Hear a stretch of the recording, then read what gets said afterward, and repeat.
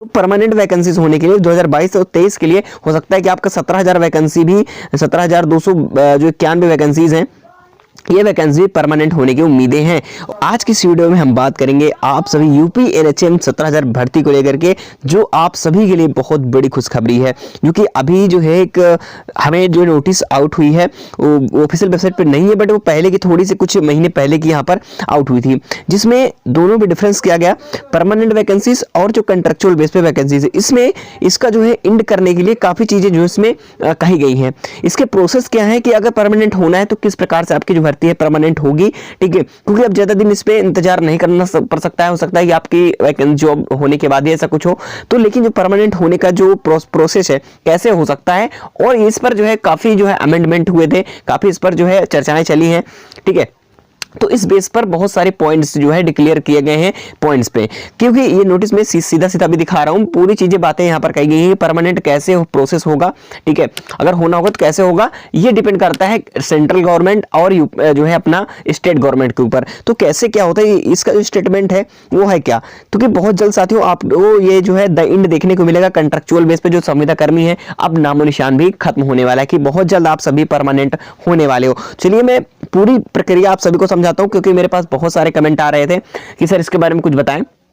तो मैंने सोचा कि ऐसा कुछ होता तो नहीं था, लेकिन जब मैंने सोशल मीडिया पे चेक करना शुरू किया तो बहुत सारे मैंने चीजें देखी। तो उसमें जब एक आर्टिकल लिखा, एक आर्टिकल में पीडीएफ के फॉर्म में जो ये है ना, अभी ये चीजें मुझे मिली है, ठीक है, तो ये मिली आर्टिकल के तौर पे, जो कि पुरानी थोड़ी सी है, लेकिन इसमें जो मेंशन किया गया जो 5,000 वैकेंसीज को लेकर के सेशन देखिए 22-23 के सेशन के लिए दिया गया है, यानी कि अब जो वैकेंसी 2022-23 की आ रहेंगी वो जो है अब क्या होगा कि उसको क्या किया जाएगा, जल्द से जल्द चीजें जो है साफ करके उन्हें जो है क्लियरिटी के तौर पर अब उनको क्या कर दिया जाएगा, जो 5,000 वैकेंसीज देने की उम्मीद कर रही है। तो परमानेंट वैकेंसीज होने के लिए 2022 और 23 के लिए हो सकता है कि आपका 17,000 वैकेंसी भी 17,200 जो 91 वैकेंसीज हैं, ये वैकेंसी परमानेंट होने की उम्मीदें हैं। और कैसे, देखिए संभव तो जल्दी नहीं होती, लेकिन जो पॉसिबल हो सकता है, कैसे हो गए प्रोसेस, इसीलिए ये आर्टिकल दिया गया है, ठीक है। तो अब क्या होगा, इस जो सेशन 2022-23 का है इस समय में आपको दिया जाएगा, ठीक है, ये परमानेंट हो सकती है। तो इस पर मैंने काफी आर्टिकल की और आर्टिकल्स अलग से सर्च किए कि ऐसा संभव हो सकता है, क्योंकि देखिए डिफरेंस इसके बीच का क्या है, जो कि खुद गवर्नमेंट कहती है, सेंट्रल गवर्नमेंट खुद बता रही है कैसे क्या होता है, और स्टेट गवर्नमेंट में ये चीजें कही हैं। क्या कही है मैं आपको बता दूं, देखो जो क्या होता है, जो यूपी गवर्नमेंट, यूपी एनएचएम आपने सुना है, ठीक है, यूपी एनएचएम, तो ये यहाँ पर डिफरेंस आपको देखने को साफ साफ मिल जाएगा। ये होता है, देखो सुनना, जब यहाँ पर देखो एनएचएम है, एनएचएम डिपार्टमेंट है, अब ये क्या है, ये नेशनल संस्था है जो कि राष्ट्रीय है, ये केंद्र सरकार की है, किसकी है, केंद्र सरकार की संस्था है। तो यहाँ पर क्या होता है, केंद्र सरकार की है। तो यहाँ पर डिफरेंस ये है, फर्स्ट पॉइंट समझना, जो चीजें मेंशन है, पूरे जो है एटलाइन पढ़ करके आर्टिकल्स तब बता रहा हूँ, बहुत सारे आर्टिकल अलग अलग वेबसाइट से मैंने पढ़ा कि ऐसा संभव हो सकता है कि परमानेंट आप होगे, ठीक है, बिल्कुल परेशान मत होइए, बस ध्यान से सुनना कैसे प्रोसेस होता है। देखो, और दूसरा नंबर ये है कि ये होता है यूपी एनएचएम। आप सोचोगे सर यूपी एनएचएम क्या, एनएचएम अलग है, देखिए कुछ भी नहीं, यूपी एनएचएम होता है, देखिए।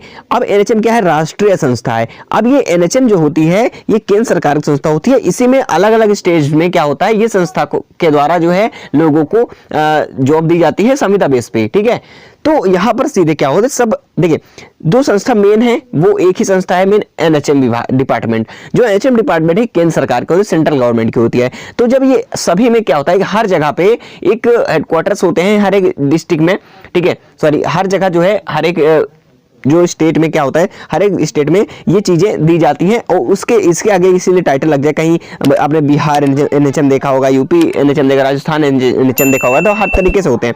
तो अगर यहाँ पर होता क्या है कि जो सैलरी प्रोवाइड कराता है, पहले सुनना मैं समझना बात, जो सैलरी प्रोवाइड कराता है वो लगभग 75% जो है वो केंद्र सरकार देती है, सेंट्रल गवर्नमेंट, क्योंकि मेन जो है यही है, ठीक है। उसके बाद जो यूपी है, यूपी एनएचएम का जो राज्य सरकार होता है, ये क्या करता है 25% ये प्रदान करता है मिला करके, तब 100% सैलरी जो है डोनेट की जाती है।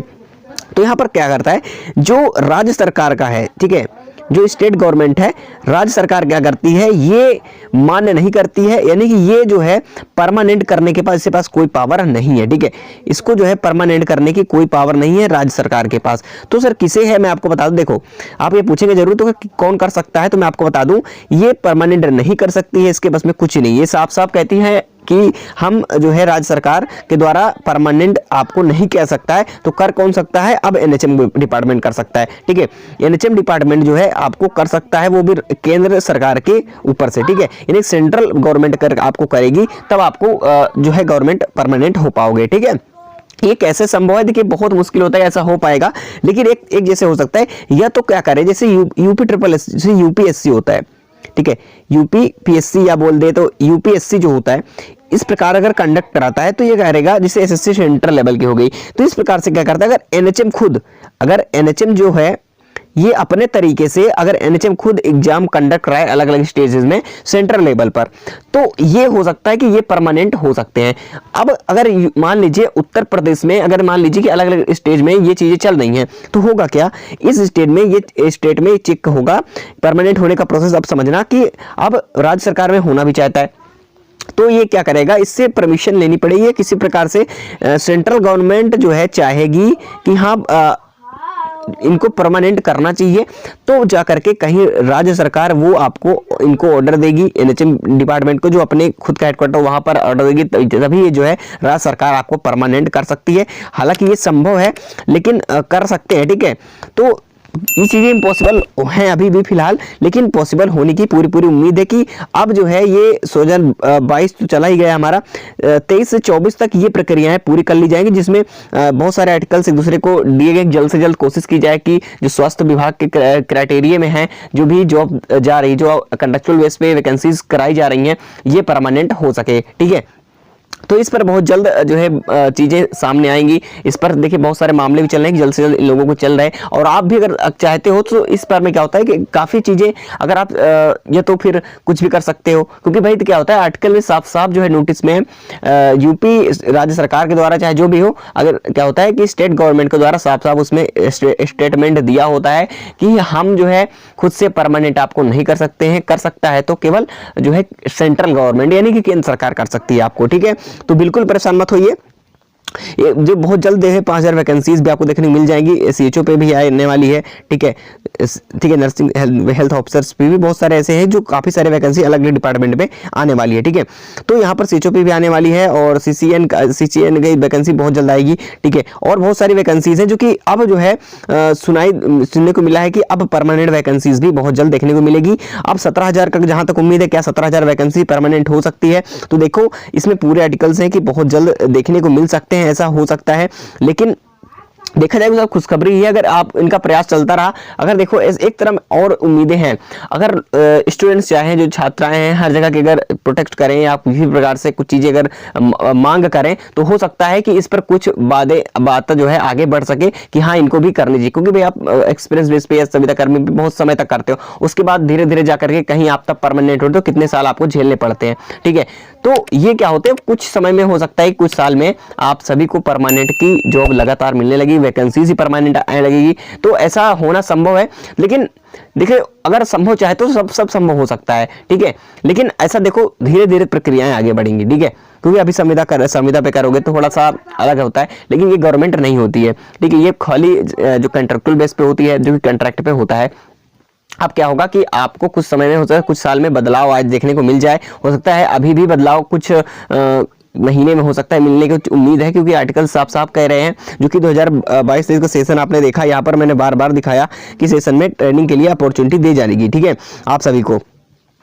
तो देखिए बहुत सारे आर्टिकल्स, ये पुरानी जो है नोटिस आउट हुई थी, तो इस बार मैंने देखा कि इसमें जो चीजें दिया गया है, दोनों आर्टिकल्स मैंने मैच किए, तो सही सही चीजें समझ में आ रही हैं कि अब हो सकेगा कि बहुत जल्द इसका द एंड होने वाला है।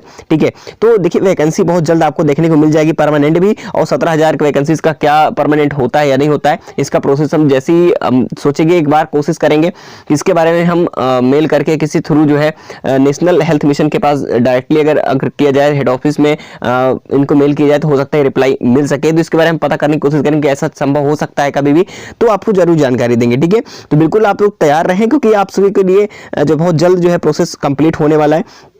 और हाँ, आप सभी को बता दूं कि जो 17,000 वैकेंसी इसकी डॉक्यूमेंट वेरिफिकेशन के लिए आप सभी तैयार रहें, क्योंकि बहुत जल्द डॉक्यूमेंट वेरिफिकेशन के लिए रिजल्ट जो है इसी जो है जनवरी के एंड तक बहुत जल्द देने वाला है। आप सभी को शॉर्टलिस्ट करेगा डॉक्यूमेंट वेरिफिकेशन के लिए। आप सभी डॉक्यूमेंट्स तैयार रखें। अगर आपको नहीं पता है क्या क्या डॉक्यूमेंट्स लगेंगे, इसके बारे में डिटेल वीडियो बनी है, आप चैनल पर जाकर के देख सकते हैं। ठीक है, तो बिल्कुल परेशान मत होइए। जो भी कमेंट करना है, आपको डाउट है कमेंट बॉक्स में पूछ लीजिएगा। जैसे ही जिसके कमेंट अधिक होंगे जिस टॉपिक पर, उस चीज की वीडियो आप सभी के सामने आ जाएगी। ठीक है, और हाँ, कोई भी और भी डाउट है आप सभी के मन में, तो आप जो है हमारे ड्रीम स्टडी नॉलेज चैनल पर जाकर के आप देख सकते हैं। बहुत सारी वीडियोस आपको मिल जाएंगी। तो भी डाउट होगा आप वहां पर जाकर के क्लियर कर सकते हैं। और साथ ही साथ चलते चलते मैं जरूर कहूंगा कि आप सभी अगर जानकारी अच्छी लगी हो तो प्लीज चैनल को सब्सक्राइब कर लीजिएगा। ठीक है, और इस चैनल को सब्सक्राइब करने से आपको सही और ऑथेंटिक जानकारी मिलती रहती है। चलिए मिलते हैं नेक्स्ट इन्फॉर्मेशन के साथ नेक्स्ट वीडियो में।